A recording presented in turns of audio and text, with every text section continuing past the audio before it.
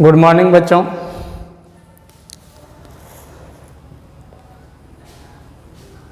हमारा जो टॉपिक है वाक्यांश के लिए एक सार्थक शब्द पार्ट 2। एक वाक्य के लिए एकल शब्द कौन सा काम में आता है? सबसे पहला है एक बार में सैकड़ों का विनाश करने वाली। जो एक बार में सैकड़ों का विनाश करती है उसे क्या कहा जाता है? सत्य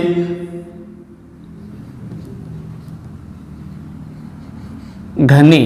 जो एक बार में सैकड़ों का विनाश करती है उसे सतघनी के नाम से जाना जाता है। किसी के सम्मान में दी जाने वाली भेंट, किसी के सम्मान स्वरूप दी जाने वाली जो भेंट है उसे नजराना कहा जाता है। उसके लिए एकल शब्द काम में आएगा नजराना। किसी के सम्मान स्वरूप दी जाने वाली जो भेंट होती है उसके लिए एकल शब्द काम में आता है नजराना। अगला है किसी को सम्मान समर्ति स्वरूप दी जाने वाली भेंट। किसी को समर्ति स्वरूप दी जाने वाली जो भेंट है उसे उपायन कहा जाता है। किसी को समर्ति स्वरूप दी जाने वाली जो भेंट है उसे उपायन कहा जाता है। अगला है जो बहुत अधिक बोलता हो। जो बहुत अधिक बोलता हो उसके लिए एकल शब्द काम में आता है वाचाल। जो बहुत ज़्यादा बोलता है या बहुत अधिक बोलता है उसके लिए एकल शब्द काम में आता है वाचाल। आज तक से संबंध रखने वाला। आज तक से संबंध रखने वाला उसके लिए एकल शब्द काम में आता है अद्यतन। आज तक से जो संबंध रखता है उसके लिए एकल शब्द काम में आता है अद्यतन। अगला है अब तक से संबंध रखने वाला। अब तक से संबंध रखने वाला उसके लिए एकल शब्द काम में आएगा अधुनातन। जो अब तक से संबंध रखता है उसके लिए एकल शब्द काम में आता है अधुनातन। प्राचीन काल से संबंध रखने वाला। प्राचीन काल से जो संबंध रखता है उसके लिए एकल शब्द आएगा पुरातन। प्राचीन काल से जो संबंध रखता है उसके लिए एकल शब्द काम में आता है पुरातन। सदा सदा से संबंध रखने वाला। सदा सदा से संबंध रखने वाला उसके लिए एकल शब्द काम में आता है सनातन। सनातन। अगला है मस्तक से लेकर पैरों तक। मस्तक से लेकर पैरों तक उसके लिए एकल शब्द काम में आएगा आपाद मस्तक। आपाद मस्तक। भुजाओं से लेकर घुटनों तक। भुजाओं से लेकर घुटनों तक उसके लिए एकल शब्द काम में आएगा आजानु बाहु। आजानु बाहु। अगला है जो कंठ तक डूबा हुआ हो। जो कंठ तक डूबा हुआ हो उसके लिए एकल शब्द आता है आकंठ निमंगन। आकंठ निमंगन। जो कंठ तक व्यक्ति डूबा हुआ है उसके लिए एकल शब्द काम में आता है आकंठ निमंगन।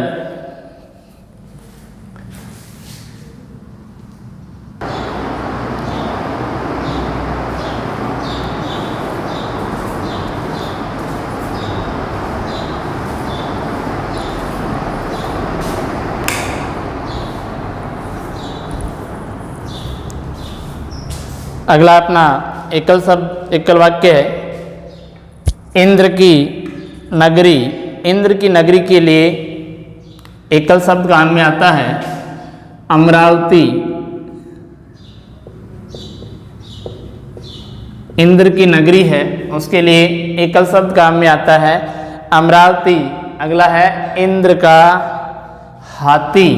इंद्र का जो हाथी है उसके लिए एकल शब्द काम में आता है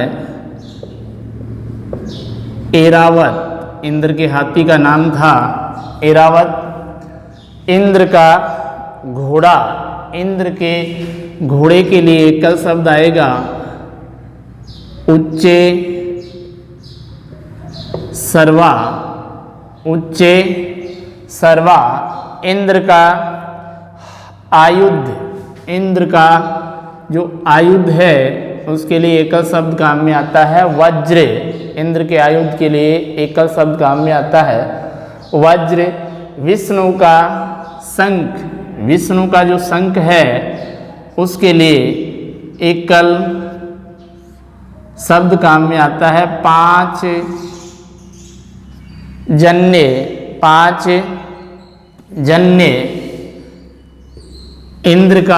विष्णु का जो शंख है उसके लिए एकल शब्द काम में आता है पांच जन्य। शिव का जो धनुष है उसके लिए एकल शब्द काम में आता है पिनाक। शिव के धनुष को पिनाक कहा जाता है। अगला है देवताओं के वैद्य। देवताओं के वैद्य या डॉक्टर धन्वंतरी। देवताओं के वैद्य या डॉक्टर धन्वंतरी। आयुर्वेद के जनक। आयुर्वेद के जनक धन्वंतरी को ही कहा जाता है। आयुर्वेद का जनक धन्वंतरी को ही कहा जाता है। बौद्ध भिक्षु का वस्त्र। बौद्ध भिक्षु जो वस्त्र धारण करते हैं उसे चीवर कहा जाता है। उसे चीवर कहा जाता है। रावण की तलवार। इसके लिए एकल शब्द आएगा चंद्र हास। रावण की जो तलवार है उसके लिए एकल शब्द काम में आएगा चंद्रहास। इंद्र की नगरी अमरावती। इंद्र का हाथी ऐरावत। इंद्र का घोड़ा उच्चे सर्वा। इंद्र का आयुध वज्र। विष्णु का शंख पांच जन्य। शिव का धनुष पिनाक। देवताओं की वैद्य या डॉक्टर धन्वंतरी। आयुर्वेद के जनक धन्वंतरी। बौद्ध भिक्षु का वस्त्र चीवर और रावण की तलवार को क्या कहा जाता है चंद्रहास कहा जाता है। आगे देखिए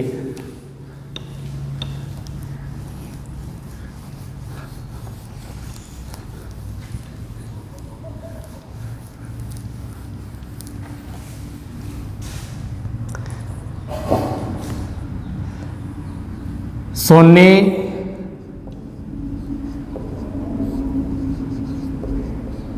के जैसे रंग वाला। सोने के जैसे रंग वाला को क्या कहा जाता है सुनहला। सोने के जैसा जो रंग होता है उसे सुनहला कहा जाता है। आगे देखिए चांदी के जैसे रंग वाला। चांदी के जैसे रंग वाला को रूपहला कहा जाता है। आगे देखिए श्रेष्ठ जनों को। श्रेष्ठ जनों को सबसे आगे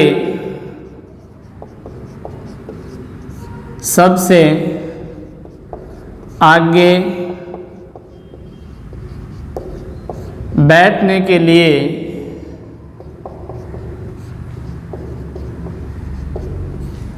दिया गया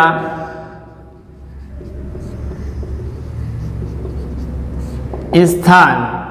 श्रेष्ठ जनों को सबसे आगे बैठने के लिए दिया गया जो स्थान है उसको अग्रासन कहा जाता है। अगला है सरकार के द्वारा बनाया गया नियम, सरकार के द्वारा बनाया गया नियम अधिनियम कहलाता है। अधिनियम कहा जाता है।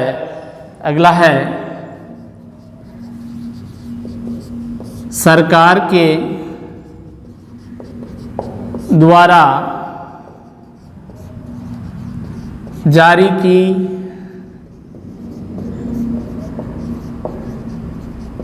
गई सूचना, सरकार के द्वारा जारी की गई सूचना को अधिसूचना कहा जाता है। अधिसूचना। अगला है जनसाधारण के लिए, जन साधारण के लिए जारी की गई सूचना, जनसाधारण के लिए जारी की गई सूचना विज्ञप्ति कहलाती है।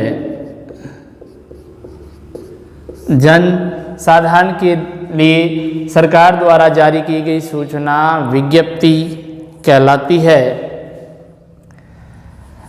अर्धरात्रि का समय, अर्धरात्रि का समय, अर्धरात्रि के समय को निशीथ कहा जाता है। अर्धरात्रि के समय के लिए एकल शब्द है, वो काम में आएगा निशीथ।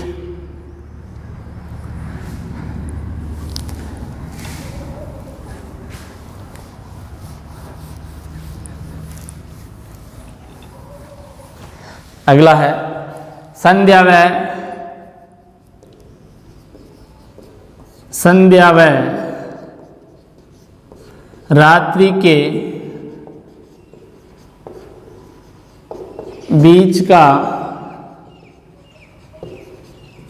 समय, संध्यावय रात्रि के बीच के समय को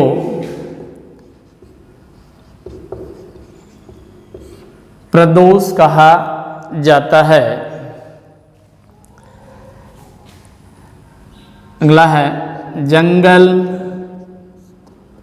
से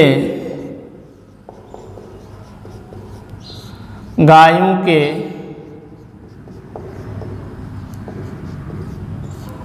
लौटने का समय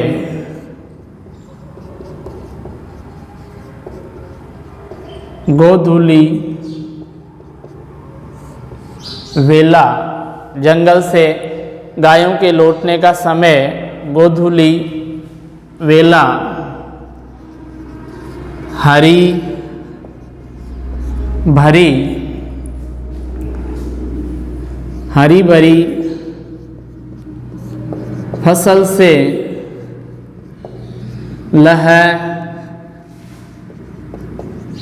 लहाती भूमि। हरी भरी फसल से लहलहाती भूमि। सस्य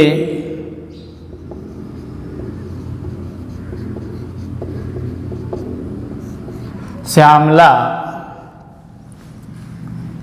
अगला है हरा भरा घास का मैदान। हरा भरा घास का मैदान। स्वादल पेड़ पौधों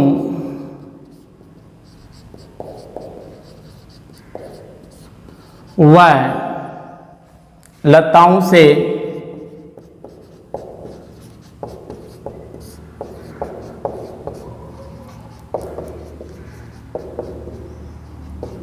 आच्छादित